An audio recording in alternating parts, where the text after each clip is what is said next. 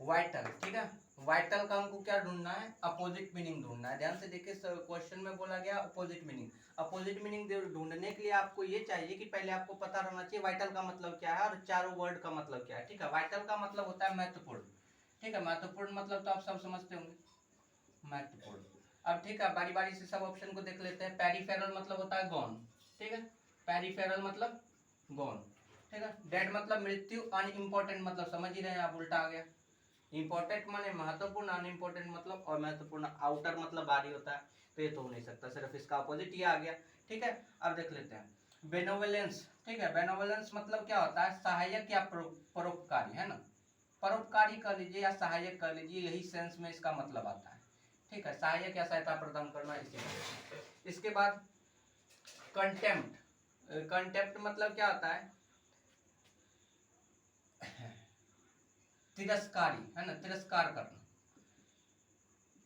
तिरस्कार होता है कंटेम्प्ट मतलब। इल फीलिंग मतलब क्या होता है, असहाय, असहाय।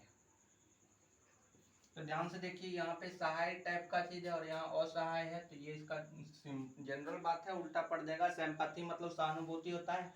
हर्टेड मतलब क्या होता है, चोट पहुंचाना, यानी हाँ चोट पहुंचाना एक ढंग से हर्टेड, ठीक है। अब ध्यान दीजिए, अब आपको ये ध्यान देना होगा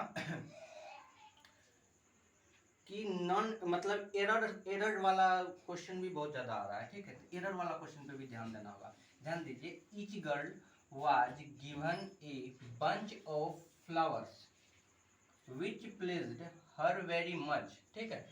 अब ये तीन पार्ट में आपको दिया हुआ है, ए पार्ट ये रहा, पूरा बी पार्ट ये रहा, अब पूरा सी पार्ट ये रहा।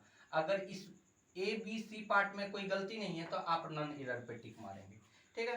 तो ध्यान दीजिए, देख लेते हैं गलती है या नहीं है। ईच गर्ल, ध्यान दीजिएगा, ईच गर्ल एक प्लूरल चीज है, क्या है, प्लूरल है, प्लूरल सब्जेक्ट।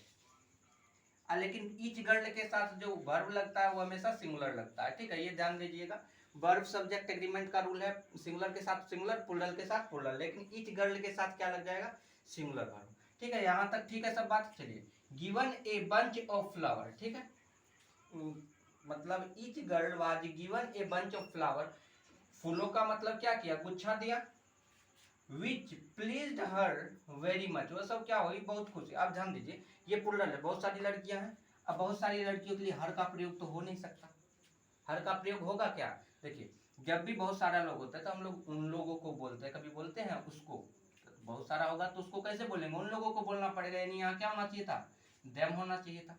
देम होना चाहिए था, तो मतलब सी पार्ट में गड़बड़ी पकड़ा गया, मतलब सी नंबर ठीक हो, मतलब सी नंबर मेरा यहाँ पे हो जाएगा कि सी नंबर में एरर पकड़ा गया। तो एरर मतलब ही होता है कि गड़बड़ी को पकड़ना, है ना, इसमें क्या प्रॉब्लम है उस प्रॉब्लम को पकड़ना। अब जैसे कि नीचे वाला सेंटेंस से मैं, ध्यान दीजिए, I was shocked to her hair, ठीक है। मैं बहुत ही आश्चर्यचकित रहा ये सुनकर, क्या सुनकर, दैट हिज फादर मतलब उसके पिताजी died of an incident, accident, ठीक है। मतलब एक्सीडेंट के कारण उसके पिताजी मर गए, सुन के मुझको शौक लगा, ठीक है। अगर एरर है तो एरर खोजिए, नहीं है एरर तो नॉन एरर मारिए। तो यहाँ तक तो कोई दिक्कत नहीं, अभी कोई दिक्कत नहीं है। इसके बाद देखिए, एक चीज देखिएगा, आपको ये ध्यान रखना होगा, प्रीपोजिशन। एक होता है डाइड ऑफ, एक होता है डाइड फ्रॉम, ठीक है।